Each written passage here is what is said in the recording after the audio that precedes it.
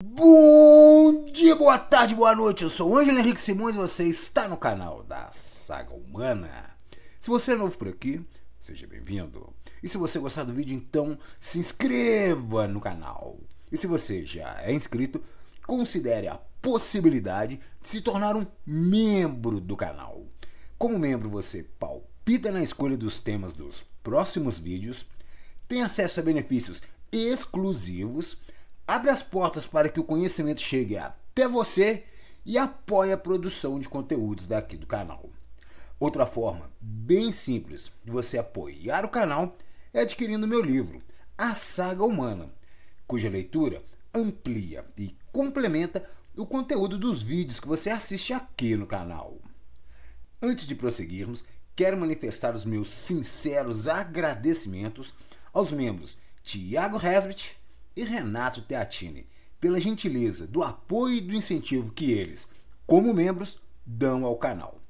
Também não posso deixar de agradecer ao Cauã SN, ao Guardião Cristal, ao Anderson Picanço e Lucas Moraes, fãs incansáveis do canal, e também a cada um de vocês que vêm aqui, assistem aos vídeos e estão sempre deixando uma mensagem de apoio e incentivo. A todos vocês, o meu muito obrigado. Mas, sem perda de tempo, vamos logo para o vídeo da semana e, enquanto rola a vinheta, já sabe, né? Já vai deixando o seu like, porque eu garanto que vai valer a pena.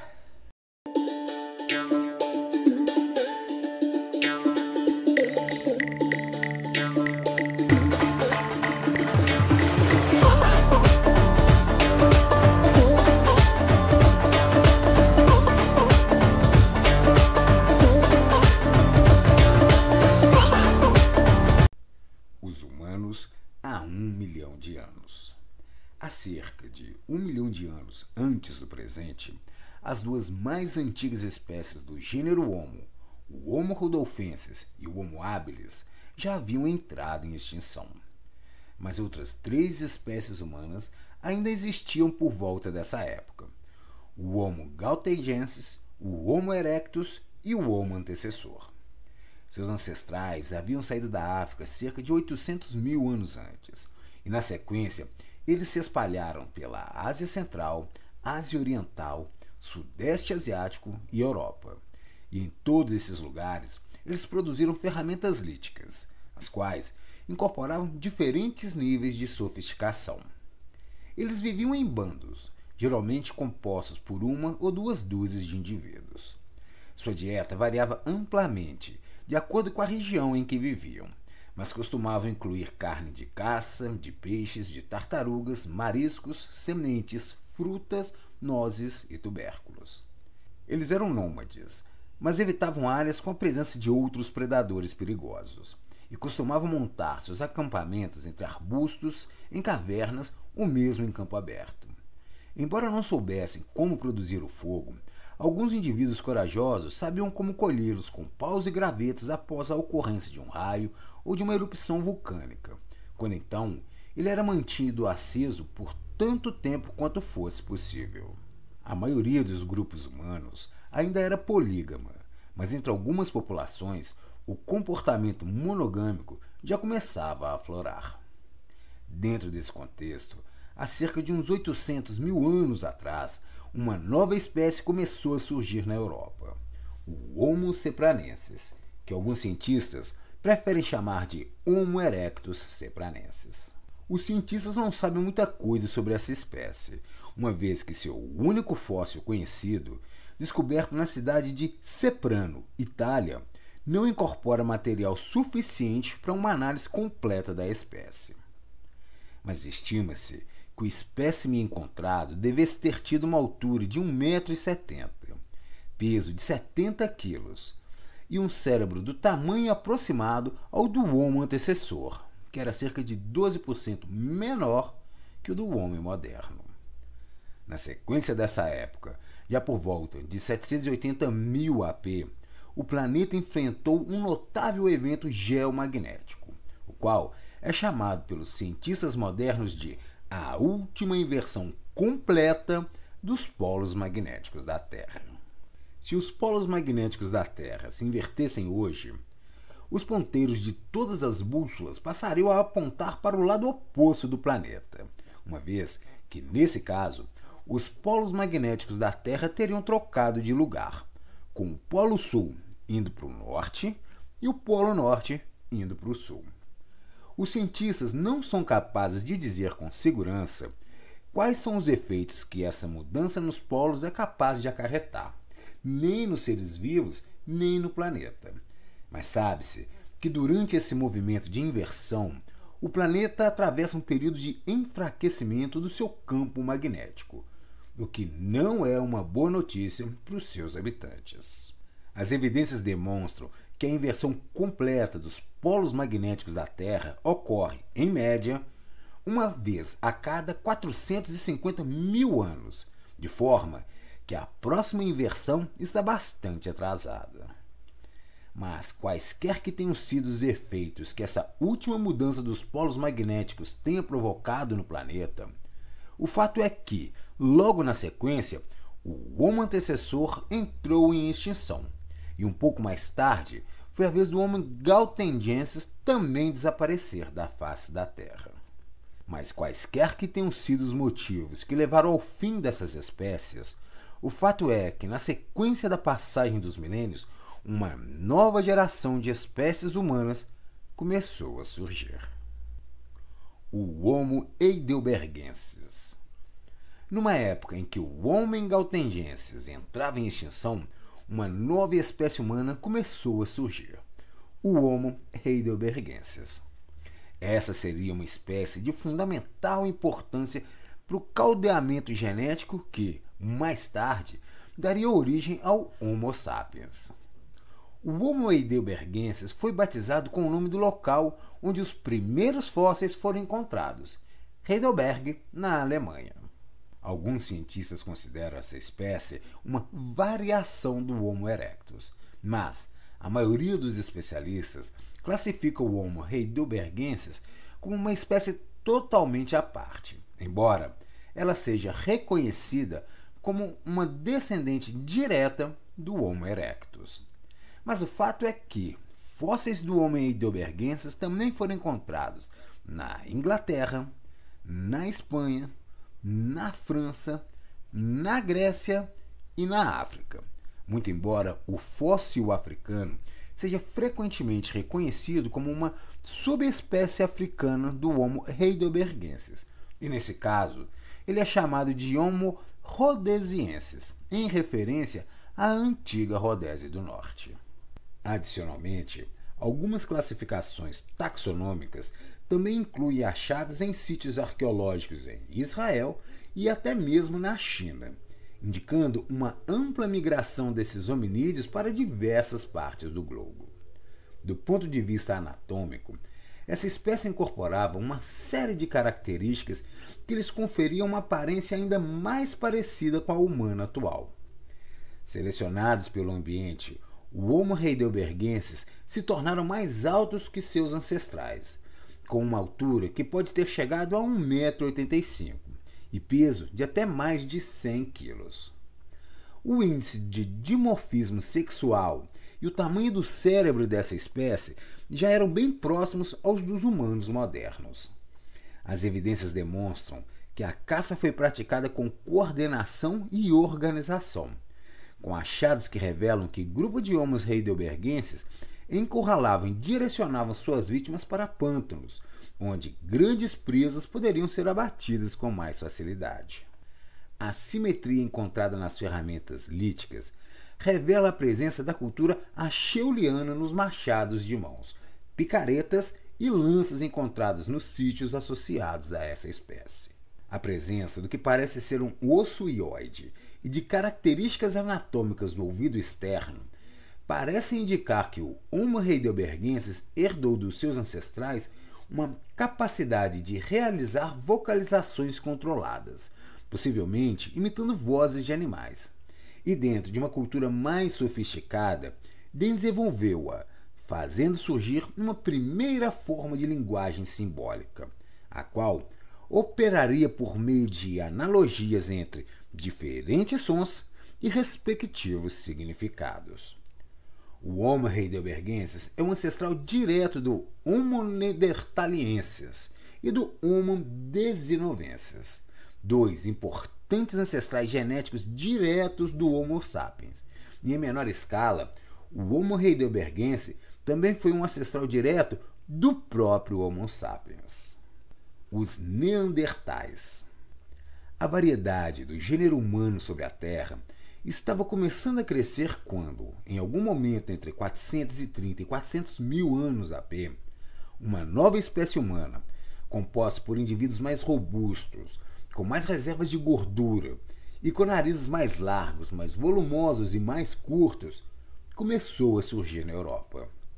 Esses foram o Homo neanderthalensis, que tiveram cerca de 30% do seu genoma preservado até os dias de hoje, sobrevivendo em meio aos genes do Homo sapiens, que em média é composto por cerca de 2,2% de genes herdados dessa antiga espécie, conforme se pode verificar atualmente entre todas as populações humanas modernas de fora da África. Os neandertais mediam até 1,75 m, podiam pesar até 82 kg e possuíam um cérebro que era cerca de 10% maior que o do homem moderno. Essa espécie surgiu na Europa, mas acabou se dispersando para regiões tão distantes como as estepes da Eurásia e Oriente Médio. E mais tarde, chegaram às regiões mais centrais da Ásia, alcançando até os Montes Altai. Eles eram bem adaptados aos climas mais frios, o que explica características como membros mais curtos e cérebro maior, que se traduzem em uma estrutura corpórea mais adaptada para a retenção do calor corporal.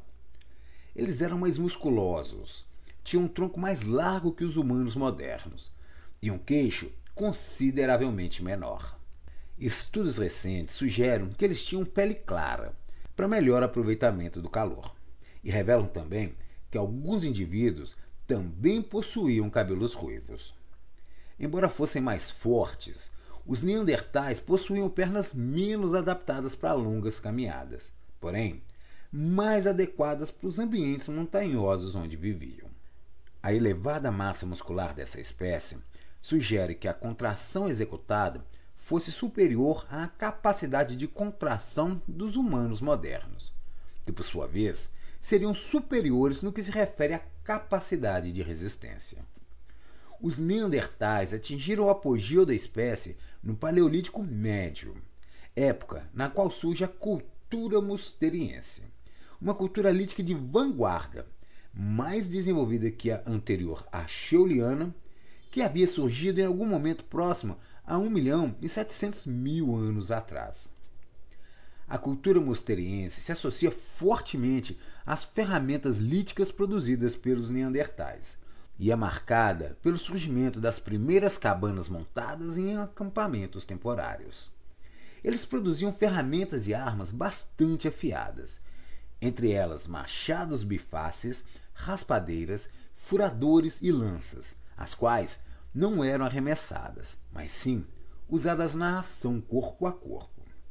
Mais tarde, já por volta de 50.000 AEC, os neandertais desenvolveriam a mais antiga cola que se tem conhecimento, a qual consistia em um adesivo natural feito à base de resina de pinheiros, que eventualmente era usado para a fixação das pontas de pedra ao corpo da lança ou para colar instrumentos de madeiras ou ossos.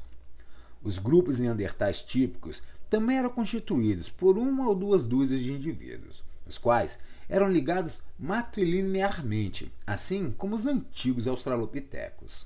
Eles tinham uma estrutura patrifocal, na qual os neandertais machos adultos viviam nos bandos em que nasciam, enquanto que as fêmeas adultas eram incorporadas de outros bandos. Esses hominídeos eram anatomicamente capazes de produzir vocalizações semelhantes às dos humanos modernos, embora os detalhes da sua anatomia revelem que suas vocalizações eram feitas com a boca mais cheia, o que deixava os sons produzidos mais lentos e anasalados. Mas qualquer protolíngua humana um pouco mais elaborada e desenvolvida do que isso só surgiria mais tarde, no Paleolítico Superior, quando Neandertais e Sapiens protagonizariam a revolução cognitiva. Mas por volta de 350.000 AP, os Neandertais, assim como o Homo heidelbergensis, ainda utilizavam uma forma de linguagem bastante primitiva, a qual devia operar por meio de rudimentares analogias, envolvendo vocalizações simples e suas respectivas correspondências de significado concreto. Parece ter sido uma prática relativamente comum entre os neandertais que o grupo dispensasse cuidados com indivíduos doentes, enfraquecidos ou mais velhos. Nessa época de 350.000 AP, um tempo no qual os neandertais ainda começavam a se espalhar pela Europa, o Homo sepranensis começou a entrar em extinção e desapareceu da face da Terra. Em contrapartida, uma outra espécie, que também foi um importante ancestral genético direto do Homo sapiens, parece ter surgido em algum momento próximo a essa época, nas regiões mais centrais da Ásia. O Homem de Denisova. Em decorrência da limitada quantidade de fósseis encontrados nos 2 achados arqueológicos relacionados ao Homo denisovensis, ninguém sabe ao certo quando essa espécie efetivamente surgiu. De qualquer forma, o fato é que o Homem de Denisova é uma espécie humana descoberta em 2008, na caverna de Denisova, localizada nos Montes Altai. Um pouco mais tarde, um segundo fóssil dessa mesma espécie foi encontrado em uma caverna no Tibete. Estudos recentes demonstram que, ao longo da última glaciação, nossos ancestrais sapiens interagiram fortemente tanto com populações de neandertais como com populações de denisovenses. Enquanto os neandertais procriaram com sapiens na Europa, os denisovenses procriaram com sapiens na Ásia. E segundo esses mesmos estudos, denisovenses e neandertais também acasalaram entre si. Uma comparação detalhada entre os genomas humano, denisovenses e neandertais revelou que 17% do genoma do DNA do Homem de Denisova carregava material genético que representava a população neandertal da região. Outros estudos indicam que os ancestrais sapiens dos modernos melanésios também acasalaram com denisovenses durante sua longa caminhada antes de ocuparem essas remotas regiões. Evidências genéticas demonstram que os denisovenses formavam pelo menos 3 populações distintas: a dos Montes Altai, a do Tibete e uma outra na Nova Guiné. Outros estudos, contudo, sugerem que o DNA denisovense de fato se expandiu até a Melanésia, mas nesse caso limitando-se à linha de Wallace.